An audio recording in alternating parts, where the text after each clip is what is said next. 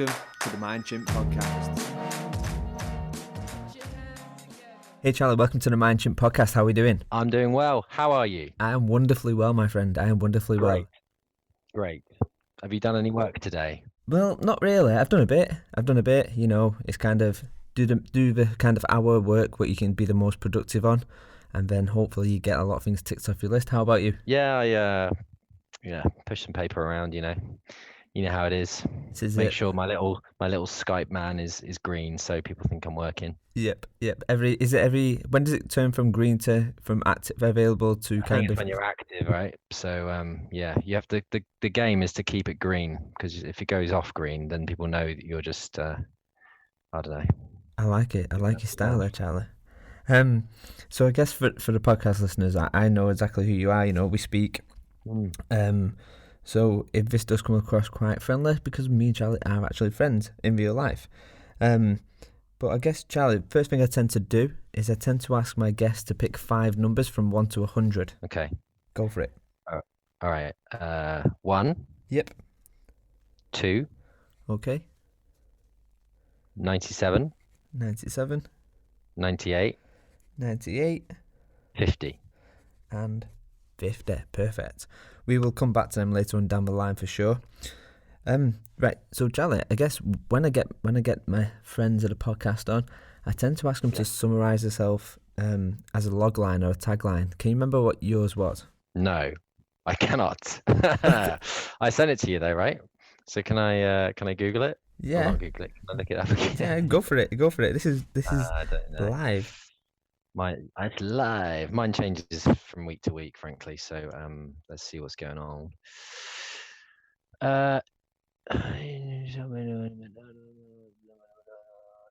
No, I didn't send you one. No? No, I did not. Okay. My log line. I like this actually. Just what summarises you right now? If I say to you, give me a sentence, what summarises you as you are right this second? How are you feeling today? Go for it. Today. I don't know if I could say anything particularly interesting. I guess, I guess I'm feeling quite pensive. I'm chairing a conference on Thursday, Friday this week, so I've got my head in that game at the moment. But I guess I kind of go through various levels of existential crisis almost on a weekly basis, where I think, what's the point? Why am I doing what I'm doing?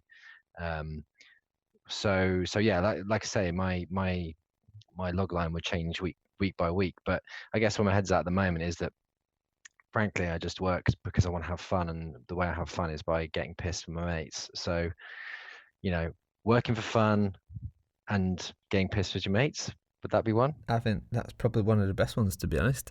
I think that's definitely one of the best ones. Yeah, well, it's an honest one, I think. Yeah. I don't have kids yet, so I can say that. That's fine. Yeah. That's fine. I like the getting pissed with your mates is a definite priority. So it's top 3. Yeah, it's up there. It's up there definitely. When you was in school, Charlie, and the teacher said, Charlie, what is it you want to be when you grow up? What was it you would say to him? Yeah, I wanted to be a marine biologist actually. I had a penchant for sharks. And I think the reason for that is that they're basically awesome monsters that actually exist. So I was always interested in like dinosaurs and stuff like that.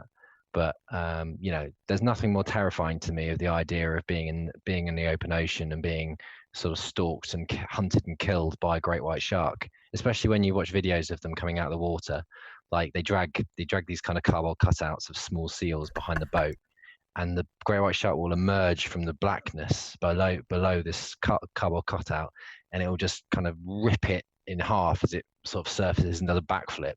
It's the most horrific and terrifying scenario that I can imagine, and for that reason I think they're incredible creatures. So I wanted to study them, but my mum gave me the advice that I should study what I was good at, or do what I was good at, and I was good at English, history, and psychology. So ended up doing that, and now I'm in HR. The good life, apparently. So that kind of leads me on. That kind of leads me on smoothly, actually. From marine biology, in fact, let's take it back a bit. I'm going to give you some random words right now, and I want you to just tell me what comes to mind when I say these words. Yeah. Okay. Digital learning. Digital learning. What comes to mind Yeah. is fatigue. Fatigue. Okay.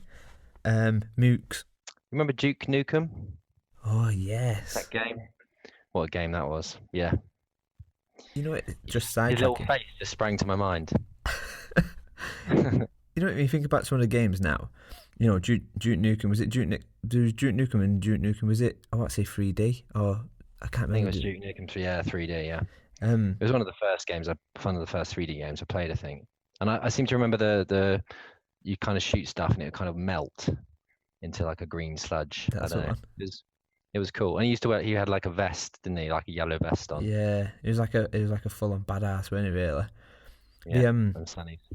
but I think about when you think about some of these games now, though, like Duke Nukem stands out. I think some of the other classic ones were Mario Kart. I was a big fan of Mario Kart. GoldenEye for I think it was the N64 as well. That was a good game. Anyway, Yeah. we kind of went off on a tangent there. You did a little bit. You did. Yeah, it's all good. Back on track. So okay, AR and VR. The future. Okay. Classroom.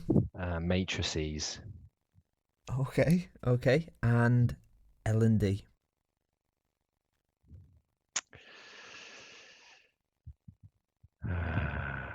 L&D. I don't know. I just have no time for it, frankly. And I know that's going to come as a surprise for someone who works in L&D on an L&D podcast. But yeah, I just think so much of it is complete nonsense. But yeah, hopefully we'll get an opportunity to justify my position on that. But we'll see. Oh yes, we will. But don't you worry, Okay, I've got that mapped out already. Great. So I mean, yeah, maybe this is a good opportunity. You know, I know you pretty well, but maybe some of our guests don't know who you are. So maybe you could give us a bit of a whistle stop tour of kind of who you are, where you've come from, and where you are right now. Would be great. Yeah. Okay.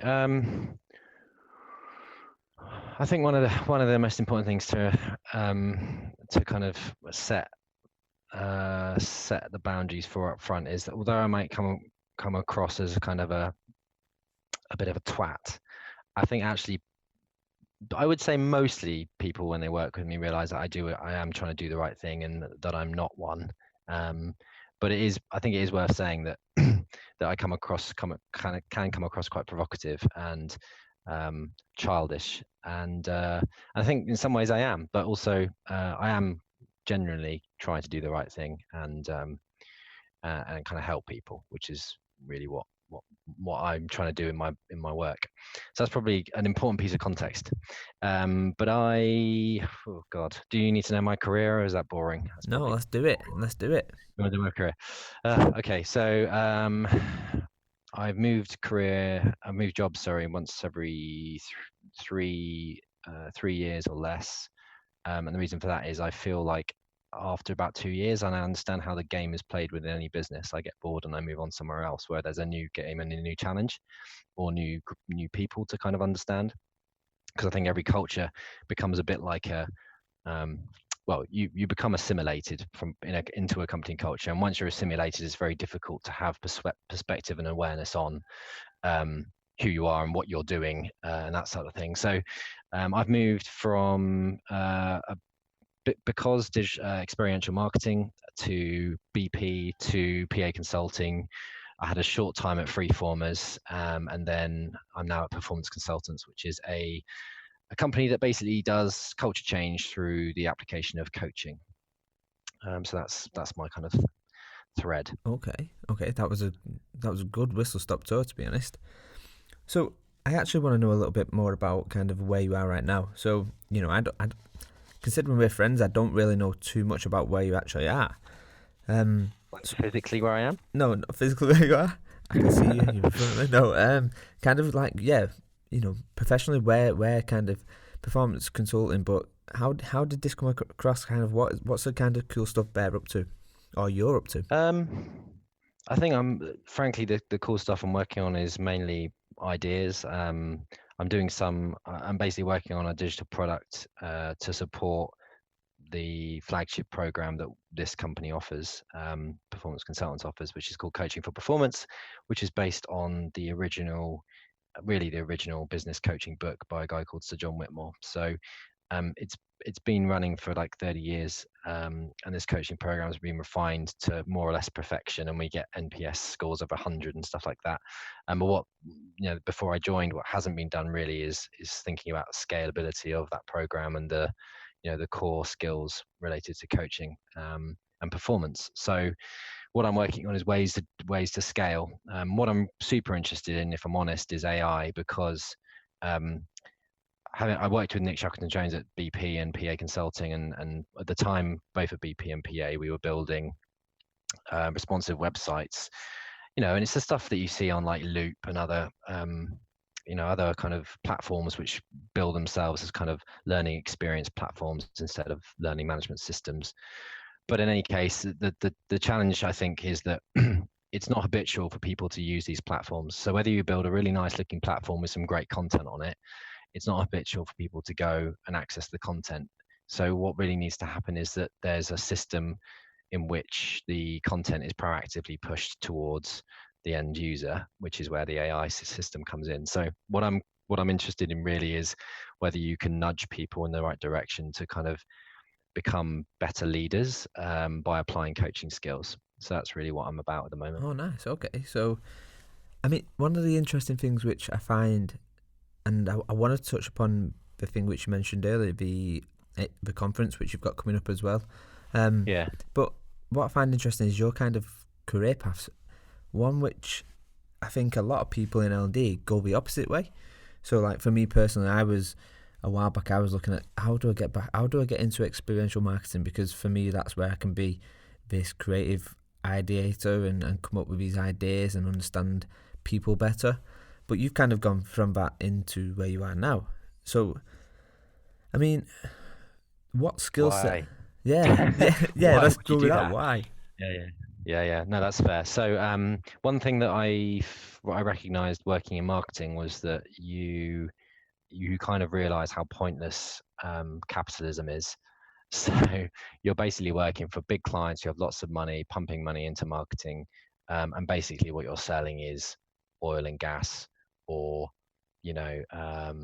shit people don't need, and it becomes very sort of soulless as an existence. And I would say the other person that's done the same move as me is Gemma Critchley, who used to work at First Direct and other companies like that doing digital marketing. So I had a go at the marketing stuff, and although I'm very kind of envious of the life, frankly, that my wife has, being taken out by these great companies, all these amazing awards dues that she goes to. Actually, I find the purpose of what I'm doing is more important than all that kind of fun stuff. So I want to feel like I'm making a difference, and you don't get that so much in marketing unless you're working for a company that you believe in the mission of. And actually, in an agency world, you don't get that option. So usually you work for whoever you're told to work for. So that's kind of why I think I don't still work in marketing and moved away from it. There's also probably something around the fact that I was pretty crap at it. So it was my first job really out of uni, and I had a manager who was let's say she had high standards, and I was quite inexperienced. So she basically crushed my spirit, made me hate myself, and as soon as Nick came along with the offer to come and go and work for BP and pay me 3 times as much, I was like, yep, I think I'll take that offer. So that's the story. You know what though, I think it's interesting that you mentioned about kind of being able to get behind the mission, if you like, especially like you say with consultants, when you're working with different clients, so many different clients. I think you find yourself quite a lot going, I don't even agree with what's going on here, and actually what we're telling our customers isn't even the right thing for them. I mean, this is probably a question which I haven't even prepped for, but did you find that have you found that in previous employees that you kind of end up selling something which probably wouldn't be the best for them? Or maybe it's just a case of you just haven't been given enough time to really understand it. I think that's the case with most consultants, really. But I think with consultancy, at least you feel like you can help them because you're a body on the ground. you have a perspective on what can be done to make stuff better. Oftentimes, the limiting factor is money. So if I'd go into a company, I'd design a kind of end-to-end experience design with some digital stuff, which I think would make a difference. And then they say, well, we can only afford to do this classroom bit. So you end up doing the classroom, and it doesn't have the impact that you'd like, but it's still better than what they would have done if they'd gone elsewhere. So there's that kind of perspective on it, I think. But yeah, I think unless you own your own business and unless you have the power to make those kind of decisions, and frankly, you're not living on the breadline and you don't have to take those jobs. Yeah, you do always end up working for people you don't really want to work for, but that's the safety of working for a company, I suppose, instead of for yourself. Yeah, I think I found something recently. Well, I say recently, probably my last client, where they came to us and it was like, we need X, Y, Z, and basically what they needed was a community. That's literally what they needed. They thought we needed an LMS or we needed this. I'm like, no, you don't need that. You just need a better way of collaborating and communicating with each other. And when I was on this Skype call with him, I was like, I see you using Slack. You're asking us to build the equivalent of Slack when you're already using it. I was like, why are you asking us to build something when you're already using it? Oh, our business won't sign off on Slack. I'm like, wow. So your users, the people, have already figured around the patch to get around their frustration, and now the business will come in and go, let's ignore everything what our people have figured out for themselves, and let's give them something what we think we want rather than what we do want. Well, yeah, I can't imagine. I don't know what company you're talking about, but I imagine it's fairly hierarchical. Culture is dependent, so people just do what they're told. And usually the only way to get around that is, frankly, to go and speak to the boss and say, look, boss, this is what's going on. Will you help me sign it off? It's all political bullshit. And actually, that's why I've gone from, I don't know if you noticed, and there was also a trajectory in my career where at one point I kind of peaked at size at BP and then went down to PA, which is smaller than that, and then went down to performance consultants, which is well, we've got a global associate group of a big, it's a big company in that sense, but because they're associates, they're not, they're not directly employed. So actually, the core team's only 12, but that kind of culture, that kind of corporate culture where it's constantly political and backstabbing and kind of this whole veneer of civilization where everyone's being passive aggressive just grinds my gears, to be honest. So I got out of that. It's just a waste of time and energy. I think it makes people anxious as well. People are stressed. The reason mindfulness and meditation is becoming so popular is because people spend half their time stressed and anxious by subtext, and it's ironic. Yeah, it's just sad to see people when they're in that kind of cage, their mental cage. So I'd say if you feel like you're in that mental cage, maybe get out, do something else. It's an interesting one. I think I was having this conversation with Bridge the other day, actually, and I was like, when you see all these companies putting in their values and behaviours, I'm like, fundamentally, their values and behaviours, what they're putting in place is we get so far in this culture environment that we have to put filters over every single thing we say, and then by the time you've put X amount of filters over what you're saying, it's fundamentally twisting your words to not be what they intended to be originally, and it gets you so rattled up and tightened inside. But that's where, like you say, this mindfulness and this mental well-being is becoming higher, because we're told we've got to put so many filters on this thing what we want to say. Why can I not turn around and say, what you just done there is a dick move? And maybe I'm being a bit over the top, but you explain to me why it's not a dick move. Like it's just, I don't know. Well, I spend as a Brit, I spend a huge percentage of my time trying to suppress other emotions that I don't need. I don't need to spend my whole time also suppressing my speech at work as well. So I mean, I guess I've always been known slightly as slightly abrasive or provocative, because actually I don't filter what I say in many cases. I know how to play the game. If I'm going to meet a new client, I'll put on a show, I'll shake hands, I'll smile, I'll laugh at their jokes.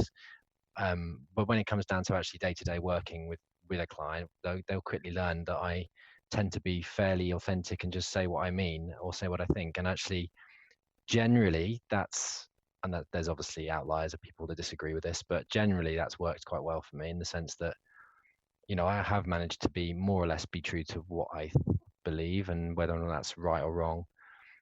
Generally speaking, clients have kind of have liked that approach. So, but actually, I also think it may have something to do with the fact that I'm kind of blonde-haired, blue-eyed, white, middle-class bloke. If I was, I'm also in a very a very fortunate demographic in where I say what I mean, and people don't think I'm a complete tit, although many people do.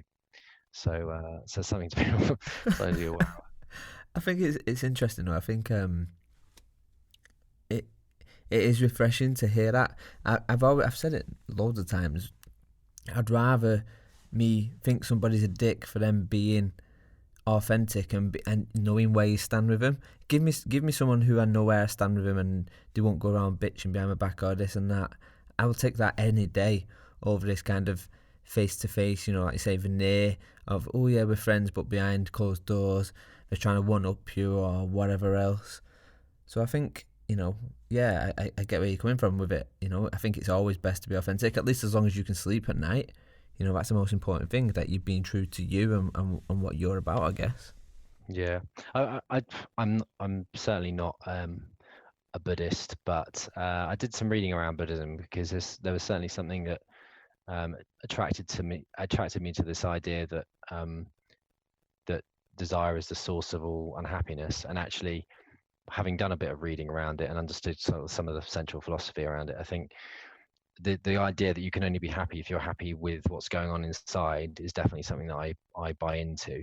So actually, what that does is release you from this constant need to be validated by other people or validated by what you own and things like that. So that's kind of core to the way I think about how I operate in business, in the sense that I'm not constantly chasing.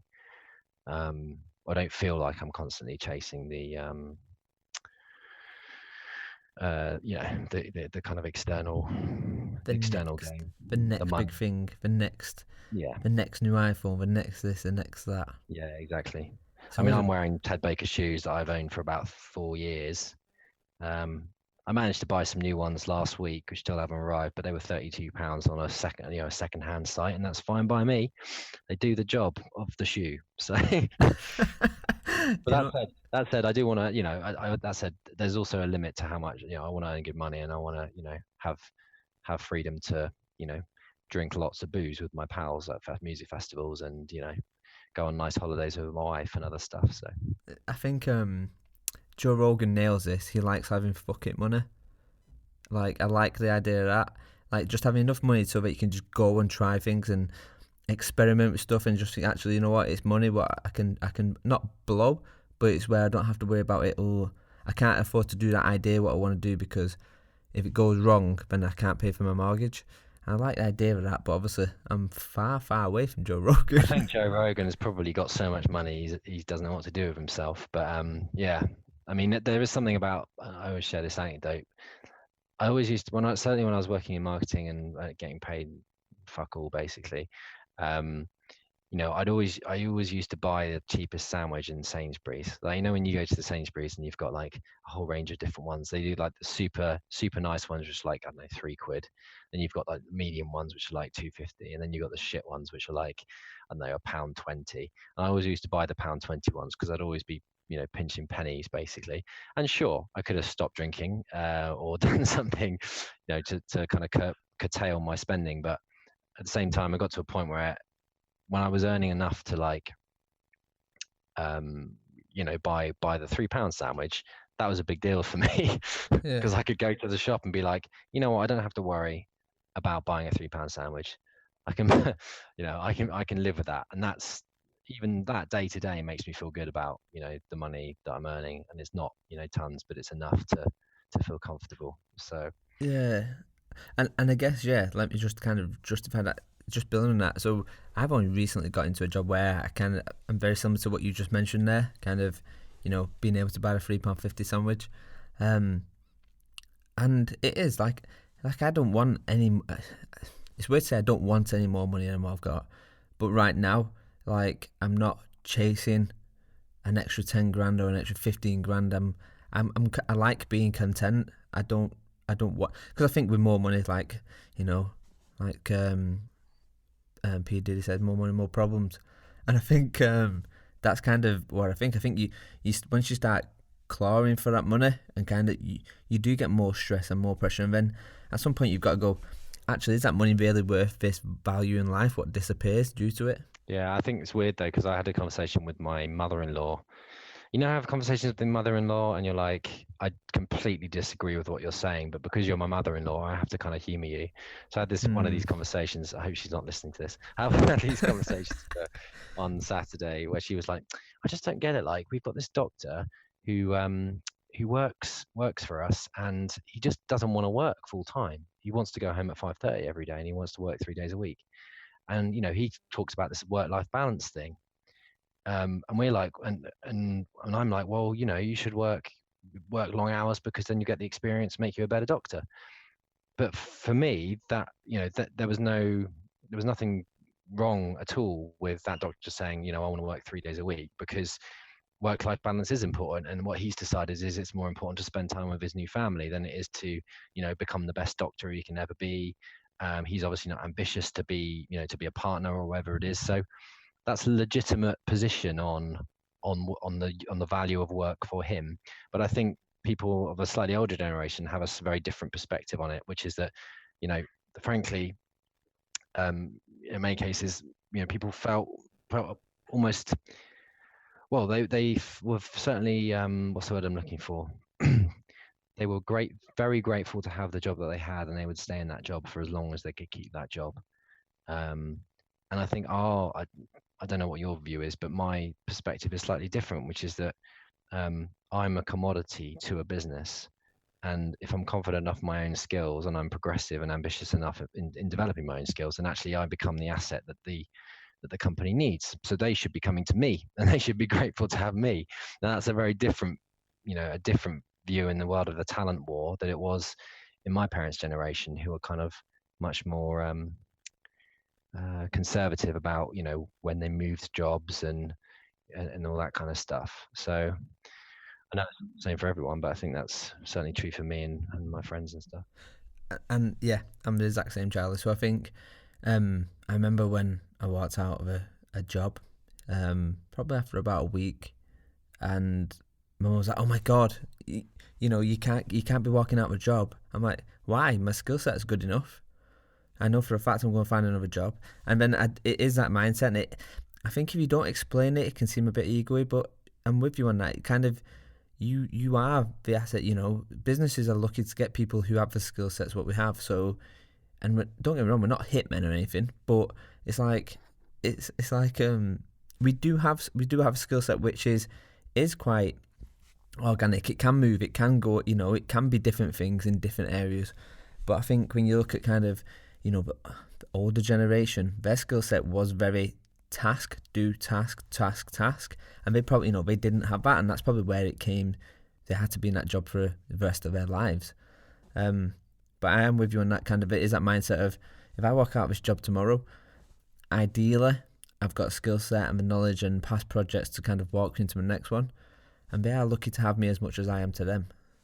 Yeah, I think interviews are as much about interviewing a company as you being interviewed. So yeah, I think it's a changing mindset, and people talk about the gig economy and stuff like that, and it's a mindset more than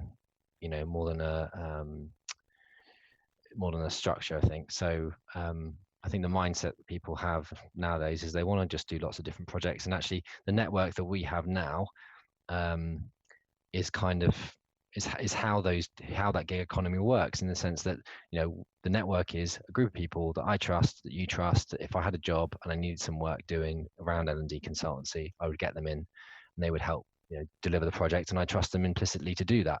So that's these little pools and communities that you're certainly active in setting up, is kind of realizing this reality of that allows people to move fluidly between companies. And actually, for big companies that are kind of built, and recruitment processes that are built around retaining talent for 2, 3, 5, 6, whatever long years, that's actually becoming more unrealistic.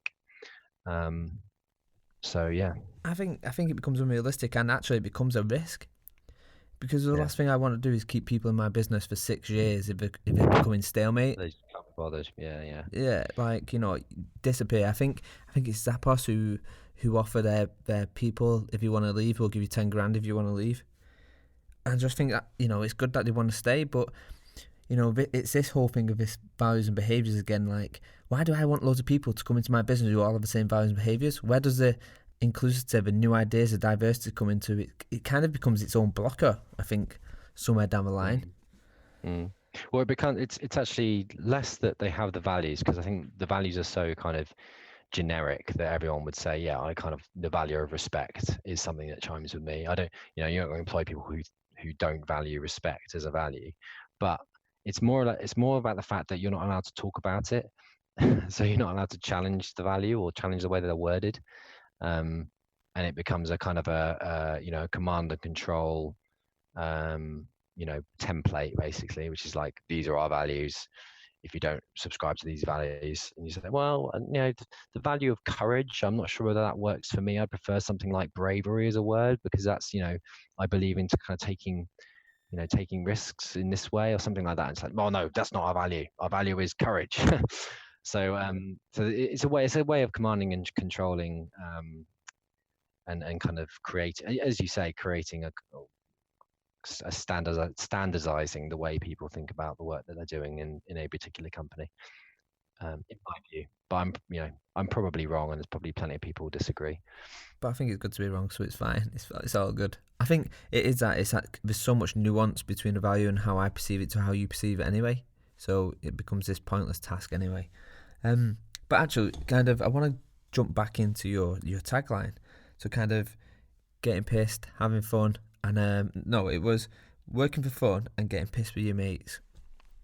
So break it down to me, Charlie. Like, we've kind of semi already touched upon it in a way, but Yeah. you know, this kind of, is it, you know, I think, like you mentioned, your marriage and stuff, and kind of, I've seen it with past friends. They get married and kind of they disappear, and you've probably seen once every blue moon. But I take it kind of friendship and having that kind of, you know, staying with them friends throughout is massively important to you, I take it.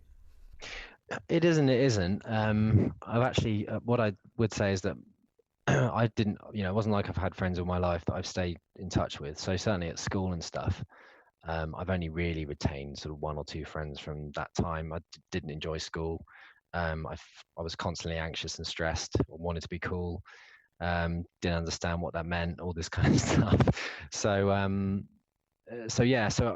say it's that. It's more about, I think when you're having fun with people, it's the only time you really get to see them, you know, with their guard down, and actually, and you know, potentially be vulnerable or whatever, and actually just, you know, when people are having fun, I think that's when their personalities, you know, really blossom, and you get to enjoy people's company more. And I think the more people are expect work to be a certain way and to be in a kind of corporate robot mode, I think the less you really see the real person. So I guess that's why fun is so important to me. And actually, although I'm not constantly having it, you know, all the time at work or even at home, I really value the opportunities to have fun with people. Yeah, and getting pissed with my mates. I guess it's another example of how of where you're seeing people without their filters on. So you know, totally respect people who don't drink. Many times I've had hangovers and wish I didn't. But at the same time, there's something about you know, going to the pub, letting off some steam, losing some inhibitions, you know, and again, it's about being yourself and being who you are and not having filters. So I guess there is a kind of a relevant L&D theme running through it, which is, and I can't remember who it was. I think it might have been David James from Loop posted something about I can't remember what relation it was to L&D and fun, but I said, you know, at the end of the day, if there was a department in charge of fun in many big companies, and that was their role, they probably have a bigger impact than L&D in many cases, because we're talking about engagement. And actually, allowing people to be themselves and have fun is, I think, a really important part of work. And I know that's not necessarily a view held by everybody, but I think more and more for people my age, it is. So yeah, watch this space. Department of Fun coming soon. So I think that's a cracking idea, and I was kind of lucky to manage said team years ago in my career. It was at a call centre, and it was that the department what you had, the fun department. This was called the tag department, and it was fundamentally about that kind of how can we make fun work? How can we make work fun? Because fundamentally these people are on call centres 9 till 5, dealing with customers. How can we kind of have fun? And they ended up becoming the voice which had more stay than most of the managers. You end up having this pull because you had this advisor backing, and it was like they actually generally care about us rather than this fake kind of cover of us. But I think it's a great shout. So yeah, but there is a huge. I mean, there are people in businesses that fear fun because it's not a process. So I won't name names, but someone quite close to us was trying to sort of psychoanalyze, not psychoanalyze, but was trying to understand the formula that made a particular event that we attended recently a fun event. And for me, it's as much about just sort of having fun yourself and role modeling that enjoyment experience and lack of filters. But for people who kind of theorize about stuff, it can be very difficult to kind of live in the moment. So maybe it's something that extroverts particularly like, that kind of fluidity. But actually, I've seen lots of introverts have fun as well. So I don't think that's necessarily a fair assumption. But it's a good shout. Yeah, it's a good shout. I think just going back to when we went out, it was for the Mindship meetup. When we went out afterwards, we went out. We got hammered. Yeah, we got spannered, like setting the bar on fire and stuff like that. And I just think that's fundamentally you wouldn't get to see that in a lot of. I don't think the opportunity is there for that. When you look at, say, corporate environments and stuff like that, how even when you go out on a team night out, and I'm doing bunny ears, nobody can see me, but even when you go on a team night out, there's still a limitation to kind of, I think they still have it going on in the back of the mind to a point.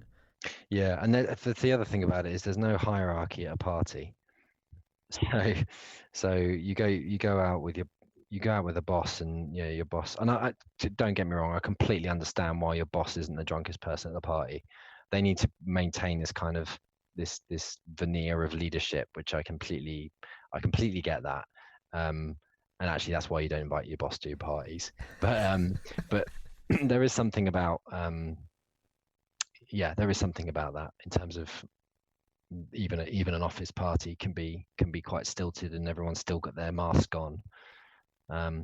I would also probably caveat to this to say, I feel like most of what people do, and I'm doing this to some extent now, is just try to reproduce or create the thing that suits them perfectly. So the kind of world I'm describing is just the world that I would want to live in, and I'm sure that's a world that most other people wouldn't. So I'm just going to recognize that and say, let's try it. See what happens. That's the worst that can happen. So I kind of want to, we kind of talked about events, got hammered, and then we mentioned the event which you're kind of prepping for now. Is it this week? Yeah. So yeah, if you've got time, Charlie, I'd love to know a little bit about what that actually is. I think we spoke about it briefly at Nick's book launch, and then kind of we had to get busy and stuff. But yeah. So it's called the Corporate Learnings L&D. Sorry, let me start again. It's called the 4th Annual Corporate L&D Summit. So it's a really catchy title. But it's funny, I originally stood in for Nick Shackleton Jones at a conference that this company ran called the Future Workplaces event. So I turned up with my L&D slides, looking to talk about the future, the future of work and stuff like that. And it turned out it was the literal Future Workplaces event. So everybody there was an architect. I had absolutely no interest or understanding about L&D. But fortunately, I was the last speaker on the last day. and everyone was fed up about talking about buildings. So actually, my talk went down very well. And then I was invited to chair this conference, but it was the first annual corporate L&D summit, and now we're on the fourth. So I've basically chaired it every year, and every year they've flown me out to an exotic part of Europe, like Lisbon a couple of years ago, Barcelona again last year. This year it's in Barcelona again, and it's kind of gone from strength to strength in a way. And I've had had the opportunity to in some ways shape it. I think when you're chairing a conference, you're kind of you're basically the source of energy for the conference. And although I can be quite dour and low energy a lot of the time, actually when I'm in kind of acting mode, I can be quite energetic and fun. So basically I bring the party to the to the event, and and it's good. There'll be lots of kind of senior L&D folk specialists there, and my boss is coming over to do a talk about coaching culture and large organizations. So yeah, that's what it is. That's what I'll be doing. Cool. I think there is a need for I think we've spoke about this in the past, and kind of this is where I think the Mindchimp events kind of idea come from a while ago, and you're doing this. I think there's a need for a new, and we have spoke about this, but a need for a new L&D event, and I don't even think it needs to be L&D. There's a need for an immersive event. There's a need for it, I think. Oh, but I don't know if there's a need for it or just because I want to do it. Well, this is it. It's coming back to my point earlier about people just basically want to do what they want to do, and some people go along with it. I would say, yeah. I mean, I agree. I think, whenever I speak to anyone in L&D outside of the actual events, people just basically say, "Oh, these events are so boring. Why do I keep going?" And the reason you go is because you have, networks there you want to see. So what I'm more interested in is basically just saying, right, how can we have a lot of fun? And have the people there that you want to chat to, and it's it doesn't have to be a conference. Conferences are generally quite boring. So what I prefer to do is basically just to piss up with some something interesting going on. We had the book launch, next book launch the other week. I'm thinking of doing a similar kind of event this time around the theme of magic. So I might get some magicians in who can teach us a few tricks. And talk about magic and kind of some of the principles of it, and then the rest of the time it will just be us kind of having a good time, drinking too much beer, and we'll end up in the kebab shop again. So so that's the so yeah. But I think there's always going to be a place for people who want to operate within the confines of a corporate style organized conference where they know how to play the game and they know what to say at what point, and it's generally people that struggle with the fluidity of kind of a social party type environment. Yeah, safety and security. Yeah, which is fine, and there's again respect to those people. You need people that want to do that, but I'm not one of those people. Yeah. Okay, cool. Well, I want to get kind of a little bit more about kind of these questions can be buzz questions, they can be fire round, they can be as deep as you want to get with them, really, Charlie. But we all have this CV where we're like, this is me, this is everything I've done, I'm so good. Here, Mr. Employer, take me on. But actually, I think when it comes to better interviews, it would be best if the interview turned around and said, actually, show me your failure resume or failure CV. I've got so many. So, yeah, I guess just building on that, kind of what would be the two biggest things? What would be the two, and I'm going to say this really good, I say really good, what's your two positive failures, what would be on your failure resume? Best failures. My first best failure, I think, was I was at BP. It was probably the first week I was there. I was basically hired to do a role. I had no idea what I was doing. So I was and people at BP won't be surprised by this. I was hired as a community engagement manager, which was quite forward thinking at the time, because it was basically about how I could build social learning communities. And obviously I had some marketing background, but it was basically event marketing. I don't know whether or not Nick knew the difference, to be honest. But in any case, I did some social media stuff, and I did a presentation, to the whole team of people like Reben Bath and Morton Bond, Babs, Barbara Thompson is Babs, and it was just dog shit, rubbish presentation, and just showed everybody that I knew nothing about the subject that I'd been hard, or the thing I'd been hard to do. So I kind of like started out, as you do, and Nick took me aside afterwards and was like, and took me into a room, was like, so how do you think that went? Classic coaching question. And I was like, yeah, don't worry, I understand. I felt the vibes. I knew exactly what happened there. And so Nick was like, yep. So here are some things. Here are 3 things you can do that are going to help you in this role. Number 1 is reading books. And yeah, I took his advice. I read some books, and then I slowly began to sound like I knew what I was talking about. And yeah, I still read books today. So it's and actually a lot of the stuff that I learned through Nick at BP, actually the books that Nick would have read, like The Design of Everyday Things, and books around design thinking and stuff, gave birth to some of the models, like the 5DI model, which is basically design thinking but applied to L&D. And I reckon, given enough time and given enough reading, I could have probably come up with the same idea. So what I kind of learned from that experience really is that, yeah, books are important.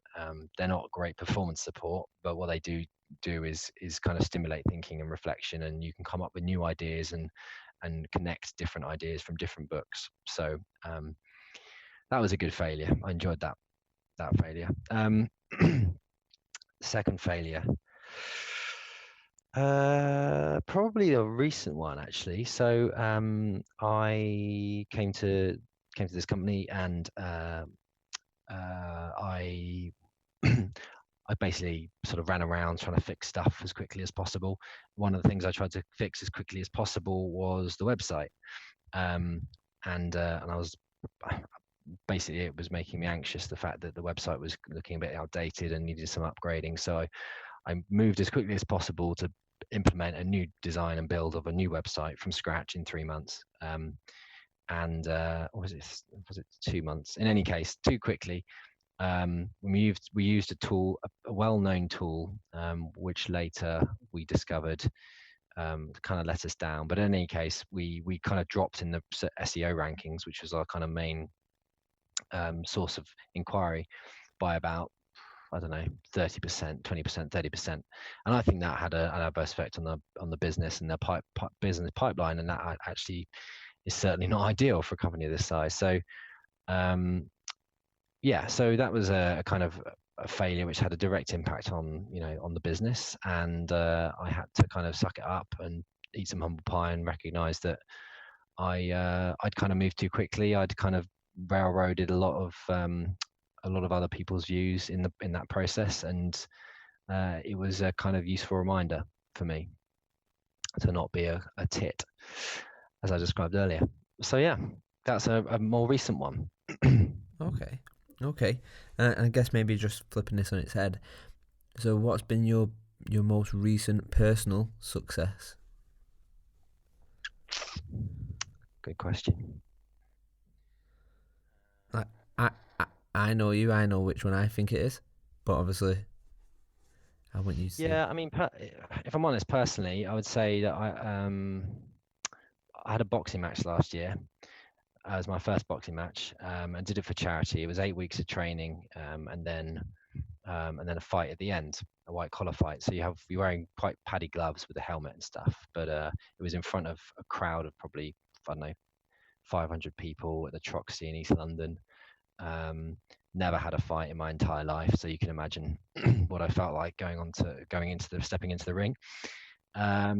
But yeah, I loved it. I won.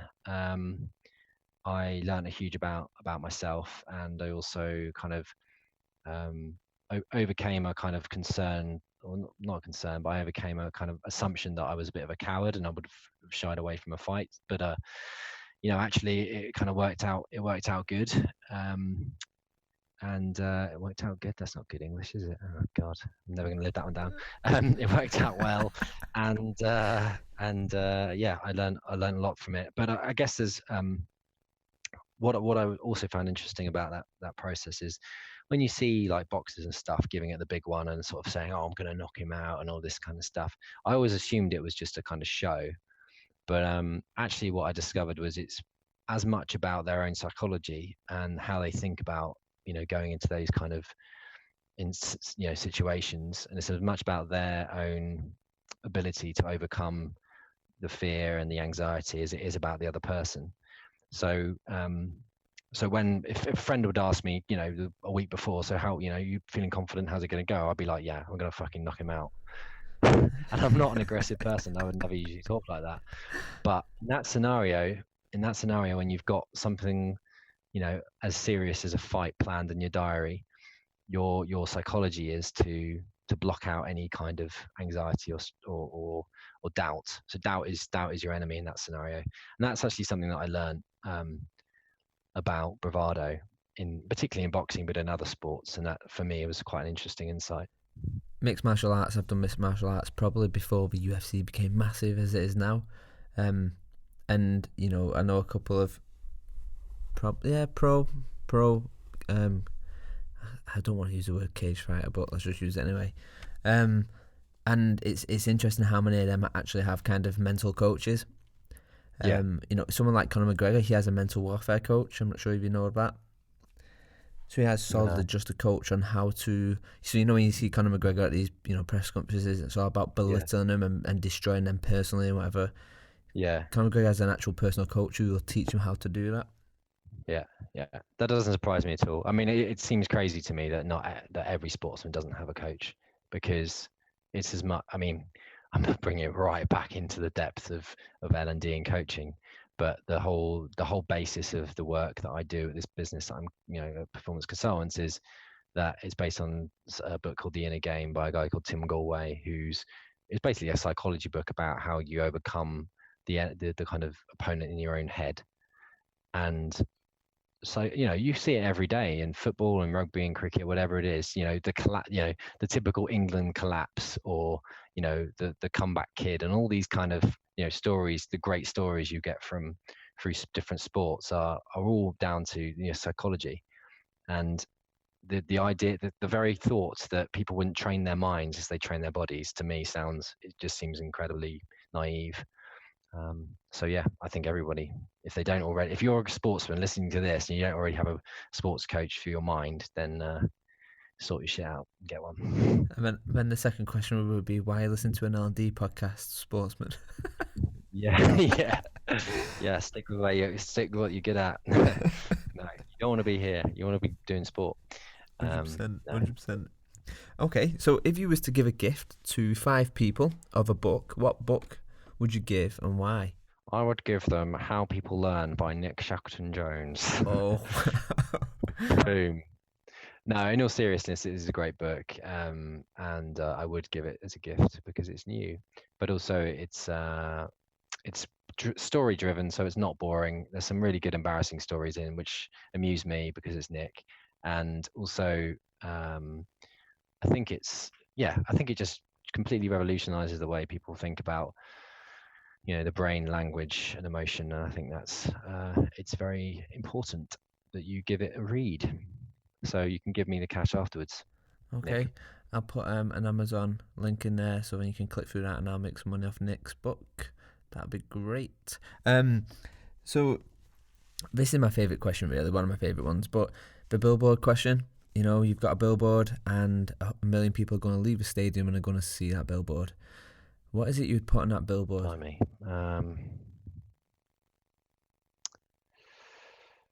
I don't know, probably some kind of inspiring quote, or some kind of I can't think of a specific one, but in the Tube now in London they have little whiteboards, and it must be the staff there put on little quotes, just reflection quotes to help you kind of think about your day and or consider other people or whatever it is. So it's something be something along those lines. I think. I don't know. I can't think of an exact quote, but something that just gives people a little lift and helps them connect with other people a bit better.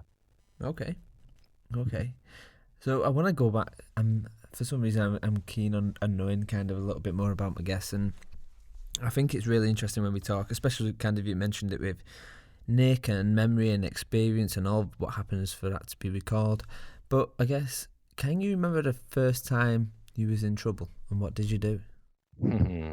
Yes, I can. Well, I remember one of the times I was in trouble, and I was in trouble a fair bit. Um, Actually, that's a lie. I was a complete goody. Don't believe me. No, but one of the times was my mum. My mum was quite talkative, or I always thought she was quite talkative when I was a 2-year-old. I must have been about 2 or 3 because, as the story will reveal. So, I was waiting on the bottom of the stairs in my house in Ivybridge, which is in Devon, with my mate Daniel Thompson, who I went to secondary school with a while back, as well. And my mum was chatting to our kind of childminder, Jane Denley. Shout out to Jane Denley. And they were going on a bit too long. So me and Daniel decided that we were gonna walk to school. So off we went. It was probably about 3 miles away. And we got about probably 3/4 of the way up, just as we were going up to the hill to the nursery. And then for whatever reason, we decided it was probably a good idea to turn around and go back again. And about 100 meters away from the house, my dad came screaming past in his Peugeot 205 or whatever it was, slamming on the brakes. It was like, "Where the bloody hell have you been?" And basically, they thought we'd been stolen out the front door by an axe murderer.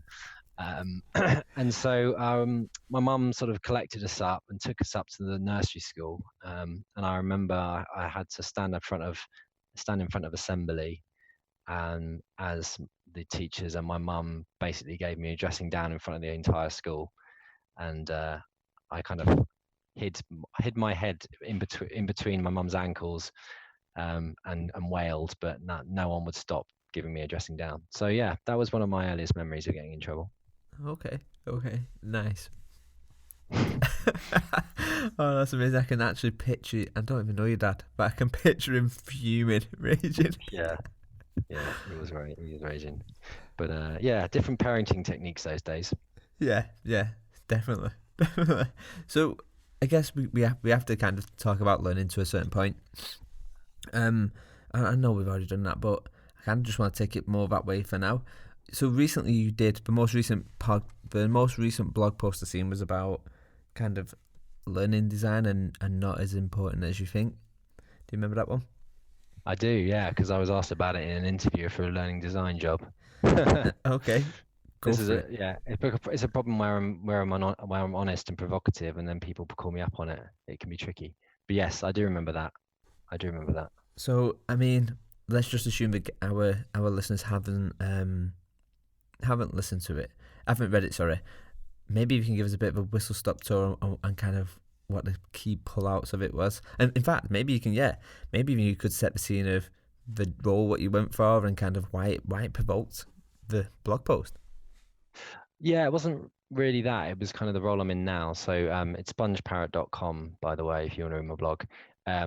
So yes, no, the point of the article is very simple, which is that there was a client who we rolled out a program to, which involved 6 hours of e-learning. And what was interesting to me about that is I spent probably the last 10 years talking about how traditional, conventional click-through e-learning is a waste of time and waste of money and all this kind of stuff. But it had an incredible impact on the bottom line and the KPIs of the business. And you kind of question it and question yourself and everything that you believe in when that happens, and you wonder why that came about. And the real reason for it in the end was because internally they had some extremely passionate, dedicated champions for the program, and they basically drove it. They drove the change in the business that they wanted to see. And so what I realized from that process was that, or that story, is that actually learning design in many ways isn't that important, in the sense that you can roll out a pile of wank as a learning design, but if you've got the buy-in, you've got the motivation, you've got the champions within the organization, the business will change, or you can still achieve your KPIs.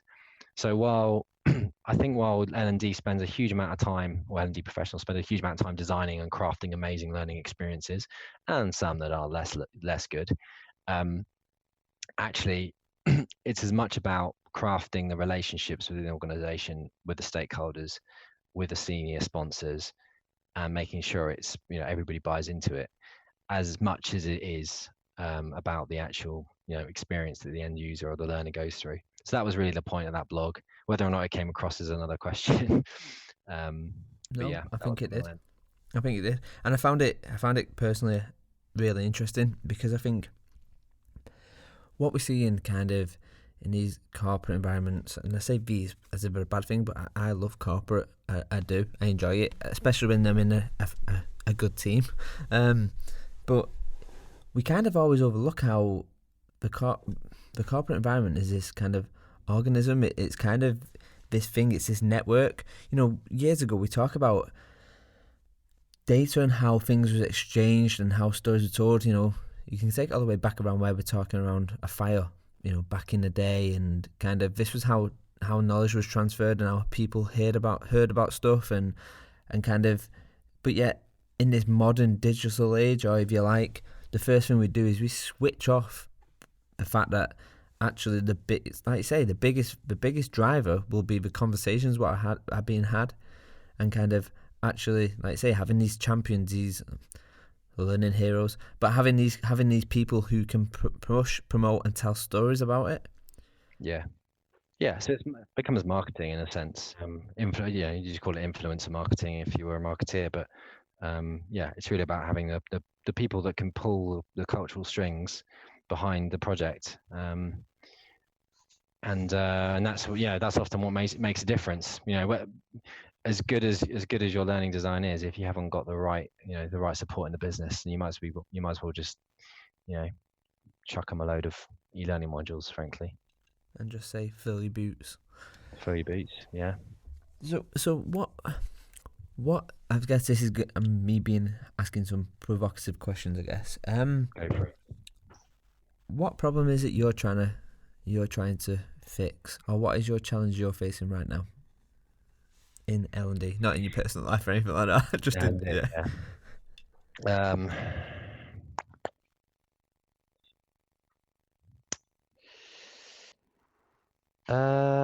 I think it's an identity crisis, actually. I think the problem I'm trying to fix is kind of, what's the point of us as an industry? And I'm not convinced even, there are some great people in the industry in which we work who are doing some interesting stuff. But I think the vast majority of stuff that the industry does is probably a waste of time and money. So no wonder we don't have a seat at the table. No wonder that, the finance team don't, give us cash. So yeah, I guess that's what I'm trying to solve. And I think, more the question is whether you try and change something from the inside, or whether you spend the time and, sorry, my colleague's just leaving the office. The question is whether you spend time trying to change something from the inside, or whether you set up a little, rebel alliance outside and try and do something completely different and new. I think there are pros and cons to both approaches. So, I think that's what I'm trying to do. Okay, and maybe this is even more provocative, but I like the word provocative. I'm probably not even using it in the right context. But L&D from a social presence. What's your take on that? From a social media presence. So you're saying what is the L&D social media presence? Yeah, like what's your take on the learning development social media presence? And that can go across the board. Yeah. So I would say, well, basically, I think that social media is learning. So I don't think you can bucket or box up L&D into a particular thing. If you're talking about what L&D people post about L&D, that one, then I would say that it's. I think a lot of social media is kind of one-upmanship. It's basically sales, making people seem like they know what they're talking about, or they're thinking, they're leading the way and things like that. And I think there's a lot of that goes on. I'm concerned by the kind of people videoing themselves talking about stuff because they've seen other people do it and don't have a huge amount else to say or any insights to share, but it's kind of the way things are done. So that slightly annoys me, but respect if you feel like that's the way to get your message across, then go for it. I don't know. I think if we had cool stuff to share, like really cool stuff to share, we would have stuff to share. But but at the moment, it just seems like the same arguments just kind of being battered back and forth or reframed. The term experience design, for example, I know you use it a lot, which is fine, but again, it's an evolution of what people have been doing for a long time.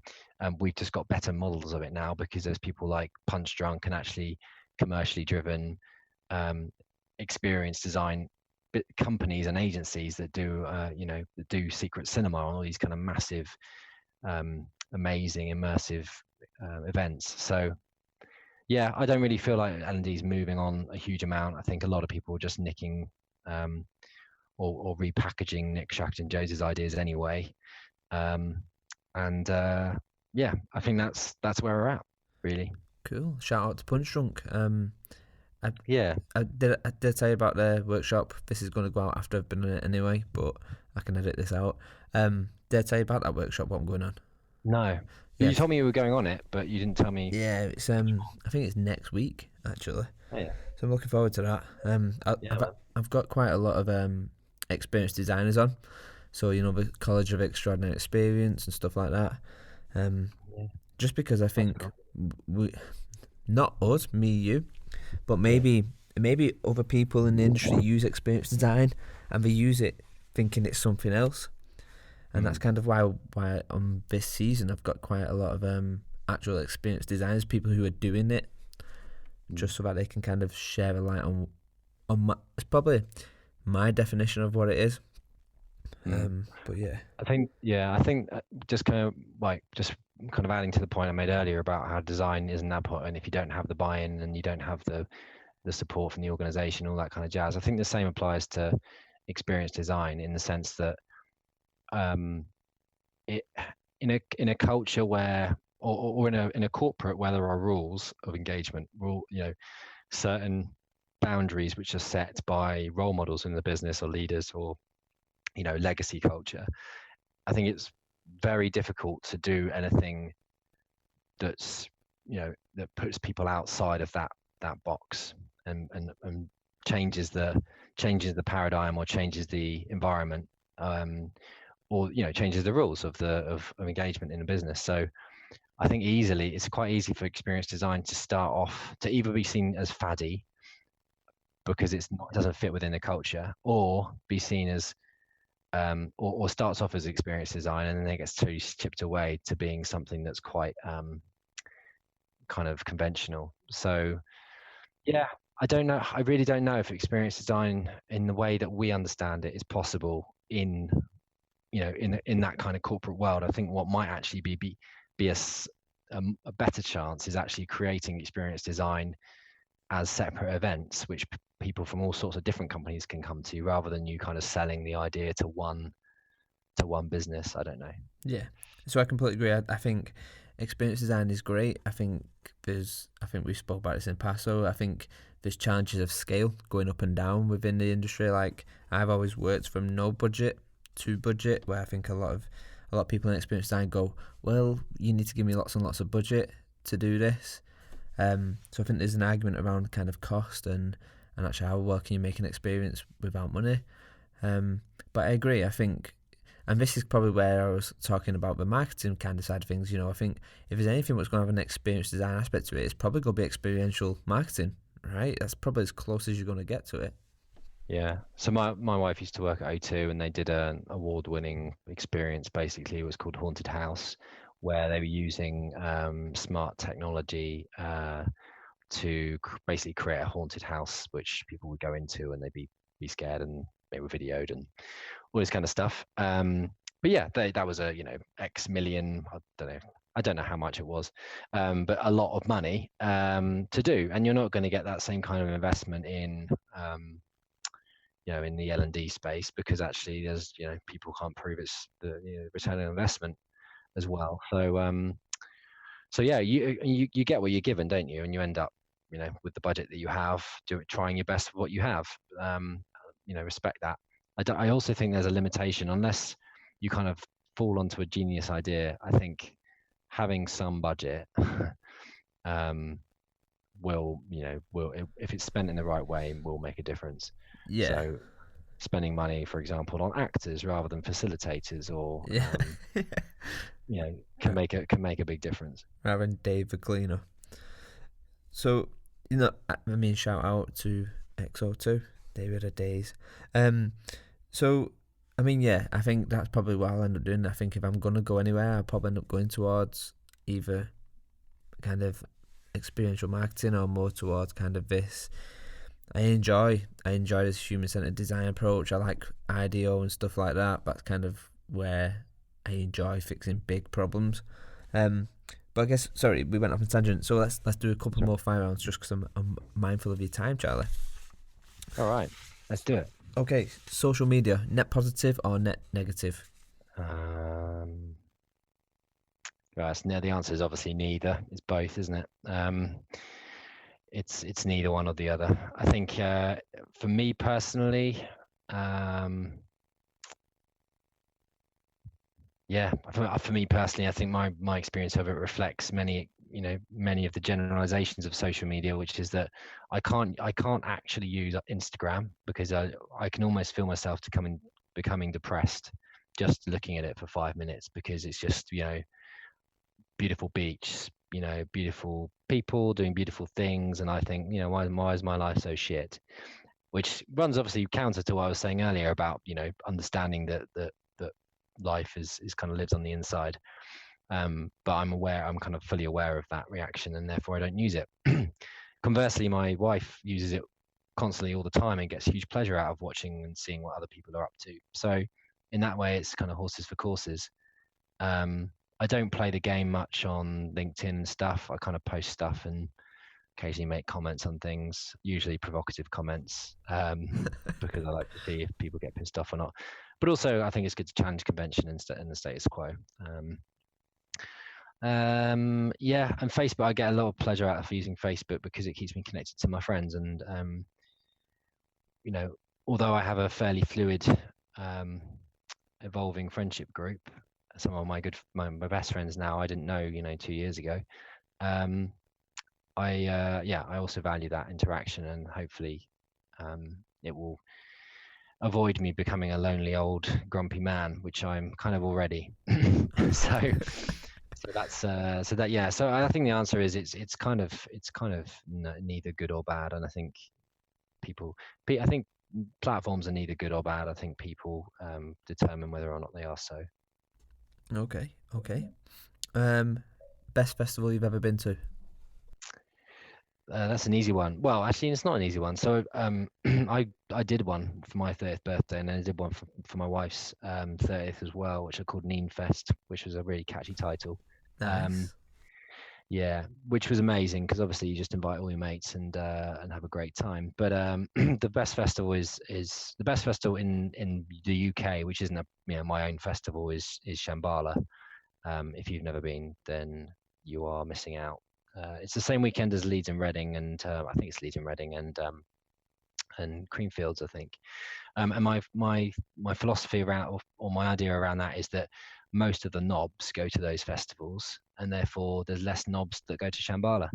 So you get a really nice group of people, generally quite kind of, it might be on the hippie side for many people, but lots of very colourfully dressed people, eating vegetarian food, and raving until the early hours of the morning. So sounds awesome. Okay. 3 people who you recommend everybody should follow. In fact, let's change that question. Who's the 3 people you recommend people should follow in L&D? And this can be old people who everyone knows about. This can be new up and coming people, or this could even be people not necessarily in the L&D field but bring something to it. Oh God.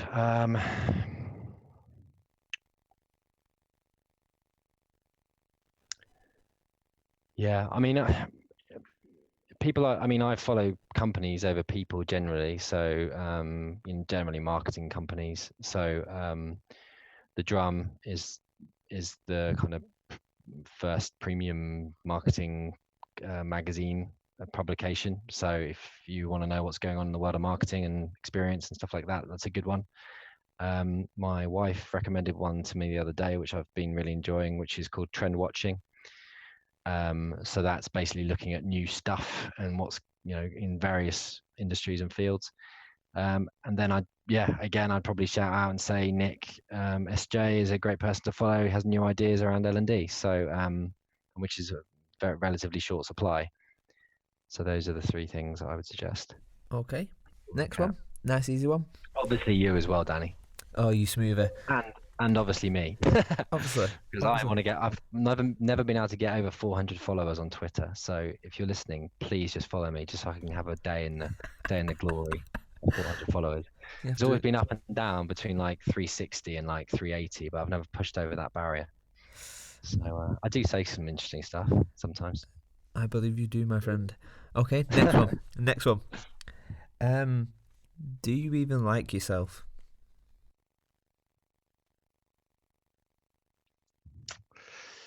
Do I even like myself?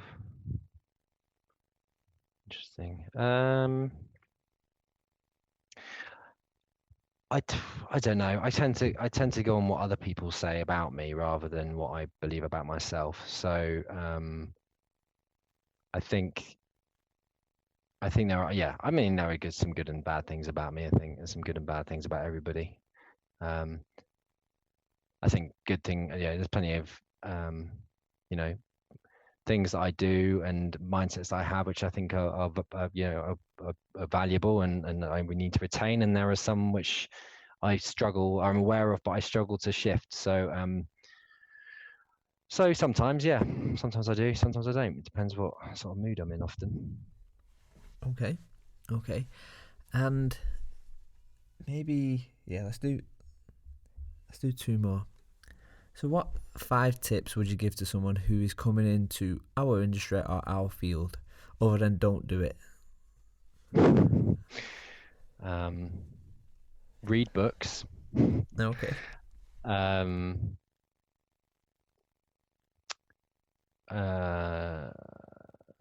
Challenge conventional thinking.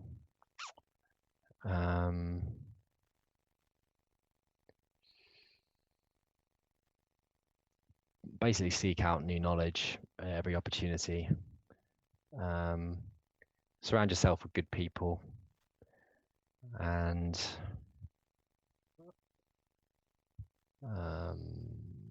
probably something like focus on measurement, something boring. Always comes back to ROI at the end of the day, sadly. So I've just had a question from Gemma. Oh yeah. And she said, if L&D today was a festival, which festival would it be and why? Or what festival should L&D aspire to be more like? I would say if it was a festival today, it would be Learning Tech. Because that's basically what it is, isn't it? I mean it's a dreadfully stilted and an old-fashioned industry. I think people are aware of it. They're struggling to break away from it because they're all in it. And this is what I talked about before around when you're in a place or industry for too long, you struggle to see it for what it is. And I think people really need to wake up and remove some of those filters that we talked about. I think it needs to be more like a party. I think people need to just accept that that everyone's got a view. We're more or less playing in the same, stirring the same pot, and actually the only way we're going to evolve as an industry is to bring in a completely new perspective or bring in new people that challenge our thinking. I like disruption and innovation. So I think that's we're in the learning tech space. I think Shambhala, being my favorite festival, would also be the place I'd like us to get to, where there's kind of an equality, there's a sustainability, there's a kind of a recognition of and there's a kind of connection and love between people at Shambhala that you don't get anywhere else that I've been to. So yeah, I think we need a bit more of that as well in L&D. Okay, so going kind of full circle now. I guess right at the start I asked you to pick some numbers out for me. Yeah. These numbers tally up to a random list of items, and it's just really simple. You're on a desert island, and you find these 5 items. So your items end up being a condom, a spoon, a balloon, a metal spring, and a keychain. What do you do with these items? So say it again. Yep. So you've got a condom. Yep. A spoon. Yep. A balloon. Yep. A metal spring. Yeah. And a key ring.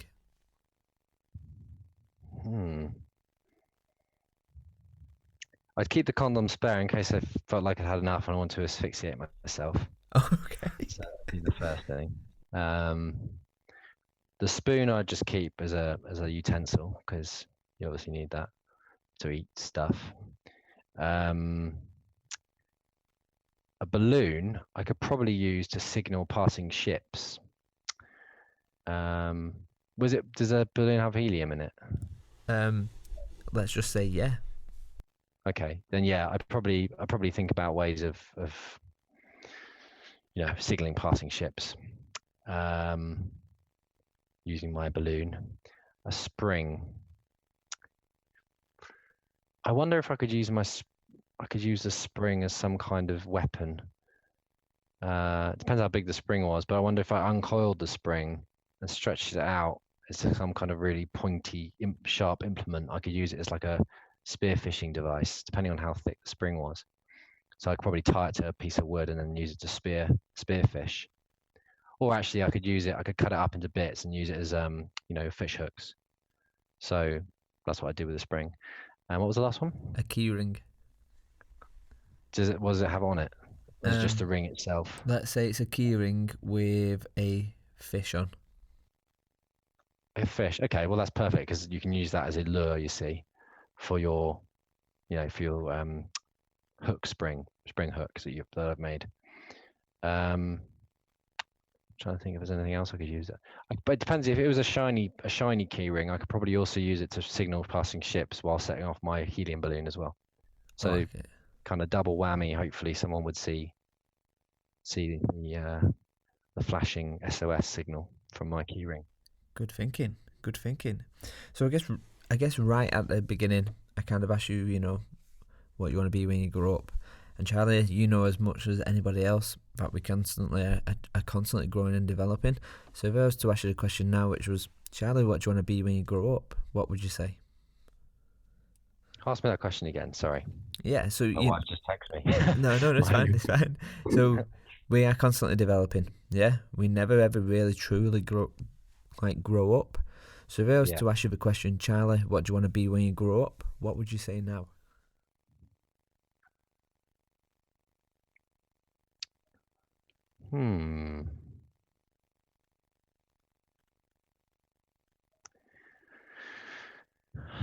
I don't know. I think I don't really have a strong pull into anything right now. I guess I just want to work with fun, cool people with good ideas. I don't really care what industry, and make or do some cool stuff. I'm starting to become drawn to the idea of doing something kind of in the third sector. So I think I have a slight issue with taking a decent salary from a charity, in a sense that people's donations are paying for it, but at the same time I would like to work in in an industry that's purely there for the benefit of others, or life on this planet. So so I probably want to work in ideally in like an eco animal type charity, or maybe work in renewables or something like that. So something that's going to benefit people. I think I want to do. Okay, cool. Well, Charlie, I mean, where can people find a little bit more about you, and how can we follow you? Not in the stalker way. Well, luckily my name is awful to spell, and therefore I'm pretty much the only one. So my Twitter is at Charlie Kneen, which is like knee on your leg with an extra N on the end. And my LinkedIn is my LinkedIn, so just search Charlie Kneen. My blog is spongeparrot.com, and you could try and connect me on Facebook, and I'll probably just ignore it, but you can try. Okay, I've got one extra question. Sponge Parrot, where did this come from? Yeah, so where did it come from? So I have a special skill, which is to soak up ideas and believe them, and kind of basically adopt and believe in ideas that I'm told. So it's a strength and weakness in that I believe everything I'm told, but also it's a power in terms of I'm actually quite a good salesman because I start to believe the bullshit that I sprout. So that's where the sponge comes from, and the parrot is basically me. It's kind of a nod to the fact that actually I'm just basically regurgitating ideas that other people have thought of a lot of the time. So I'm not. I don't believe in many of the ideas are original that I come up with, and I believe that I have to kind of nod to the people before me that have come up with them. So that's where sponge parrot comes from. Awesome. So yeah. All right, Charlie. Well, it's been an absolute pleasure. Thanks very much for coming on. No, pleasure. And I think it's a really honourable thing you're doing, and hopefully people enjoy the podcast, even if you've got prats like me on them. So yeah, good work. Cheers, Charlie. Thanks. All right, mate. Bye-bye. Take care. Bye.